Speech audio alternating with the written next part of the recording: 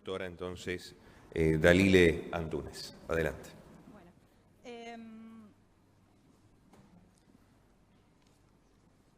Bueno, quería empezar por recordarnos que algunas cosas peculiares de nuestro sistema constitucional. Argentina es un país que tiene en su sistema normativo, en su sistema constitucional, ha reconocido muy fuertemente los derechos económicos, sociales y culturales. Todos conocemos que Argentina ratificó y le dio jerarquía constitucional a tratados internacionales de derechos humanos que obligan al Estado argentino a garantizar los derechos económicos, sociales y culturales, adoptando medidas de manera inmediata, sin discriminación, hasta el máximo de los recursos disponibles. O sea, existe la obligación hoy de adoptar medidas para asegurar el goce de estos derechos sin discriminación y hasta el máximo de los recursos disponibles. Después, a los tratados de derechos humanos se agrega obviamente una cantidad de elaboraciones que sobre el contenido de estos tratados hacen los órganos de Naciones Unidas que van desarrollando cuál es su interpretación y su alcance. Y a su vez, bueno, también estas normas, las normas constitucionales, las de tratados de derechos humanos, establecen el derecho a la igualdad y a la no discriminación. La Constitución argentina establece el derecho a la igualdad real de oportunidades y de tratos, la obligación de desarrollar acciones afirmativas que aseguren que no haya sectores enteros de la población que estén en una situación de desventaja, de subordinación.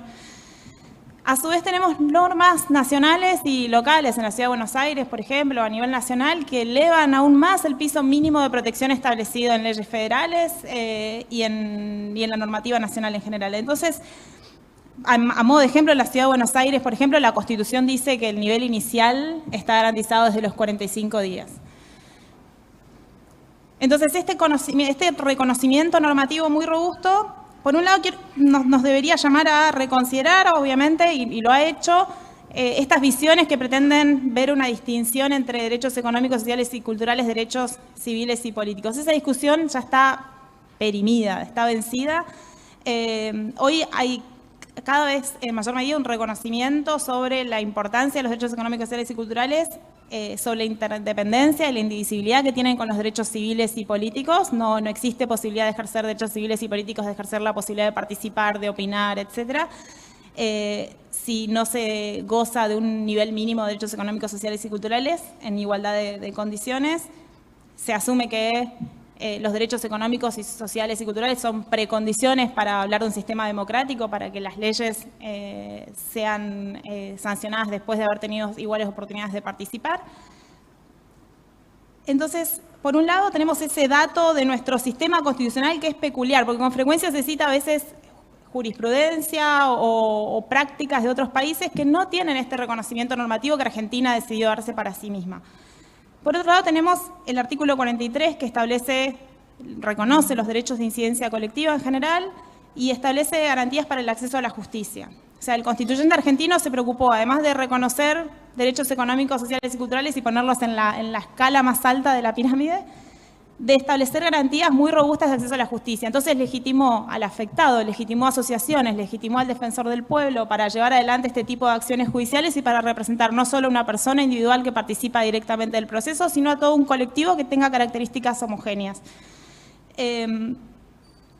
¿Y por qué? Bueno, el constituyente argentino obviamente hizo esto, evidentemente habrá evaluado que en la situación actual de violaciones sistemáticas de derechos, donde muchos afectados por violaciones de derechos a veces ni saben cuál es el alcance del derecho, un ejemplo paradigmático de estos derechos de usuarios y consumidores. Es clásico que se desconoce que muchas prácticas son violatorias de las leyes.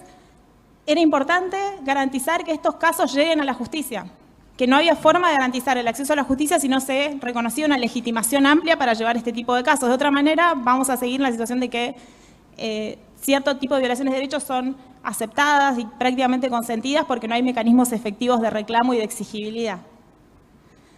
Entonces, si después, además de este reconocimiento a nivel constitucional, que también es una peculiaridad de nuestro sistema normativo, hubo después jurisprudencia de la Corte que a partir de Bengalensis y en adelante fue delimitando cuáles son las características de este tipo de procesos, sus elementos definitorios, etcétera, qué cuestiones debían resguardarse en este tipo de procesos, etcétera.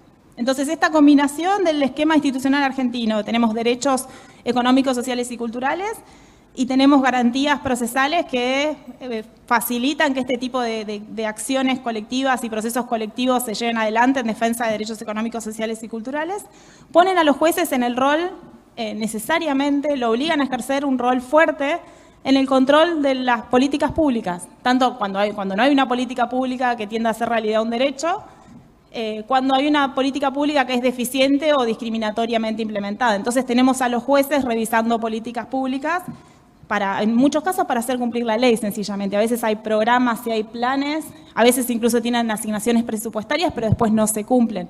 Entonces en muchos casos los jueces intervienen para garantizar derechos sociales cuando hay un programa que es deficientemente implementado. En otras ocasiones hay programas, hay planes, pero se aplican mal, se aplican discriminatoriamente hacia ciertos grupos, etc. Entonces, ahí también tenemos ese tipo de casos en el Poder Judicial. También en algunos casos no hay nada, no hay un programa, lo único que hay a veces es una norma constitucional y la violación de un derecho, entonces los jueces tienen que intervenir pidiendo a los demás poderes del Estado que formulen una política pública y que después la implementen.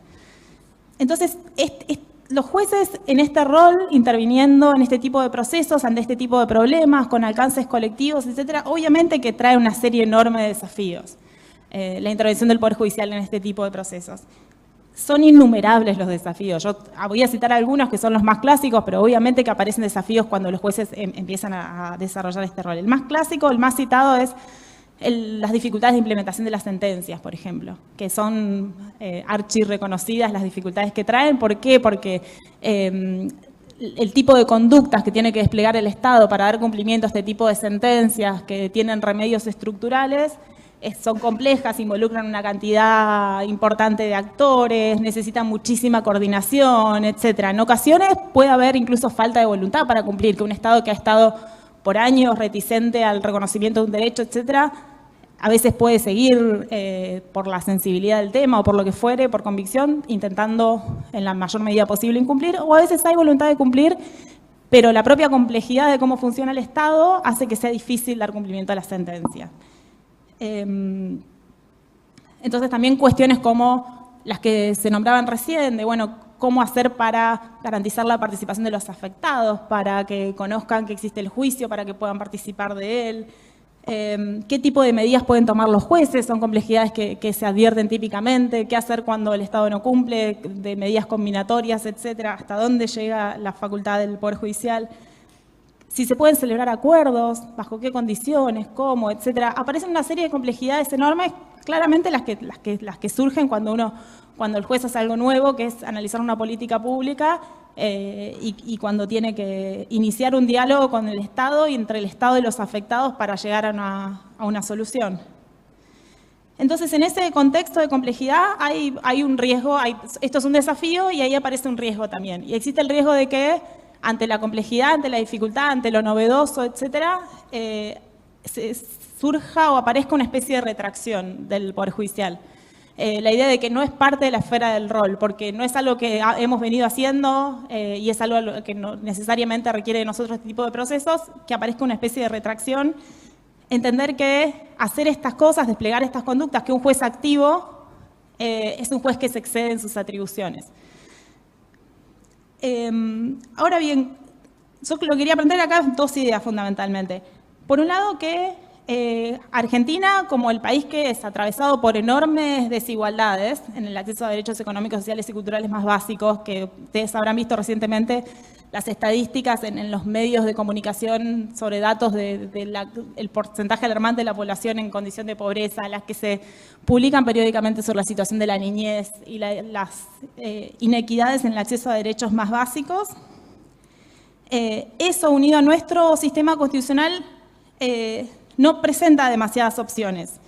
No hay una opción en Argentina en si los jueces deben o no intervenir en este tipo de situaciones. No hay demasiada opción. El problema de la Argentina es en gran medida el problema de la desigualdad y tenemos normas constitucionales que nos obligan a hacer lo contrario a retraer la intervención del Poder Judicial. Y por otro lado, era un poco más largo el segundo punto, pero doy una introducción y después, si hay tiempo, lo desarrollo un poco más.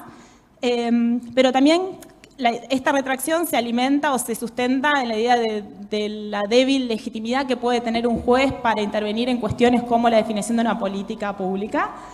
Y creo que los jueces y el Poder Judicial y también las partes deberíamos alimentar eso, los que estamos en el lado del rol de los litigantes habitualmente, que deberíamos trabajar para que la intervención del Poder Judicial al definir el alcance de los derechos cuando hay que implementar una política pública para garantizar derechos sociales, que esos esfuerzos se dirijan a dotar de mayor legitimidad el rol del Poder Judicial, que se generen mecanismos creativos para fomentar procesos más dialógicos, con mayor participación no solo de las partes, de los afectados, etcétera, sino de otros actores institucionales que pueden tener algo valioso para decir, más racionales, que se generen discusiones relevantes en el marco del proceso, por ejemplo, sobre asignación y ejecución presupuestaria, que pueden ser muy relevantes para resolver algunas de las cuestiones que están en juego.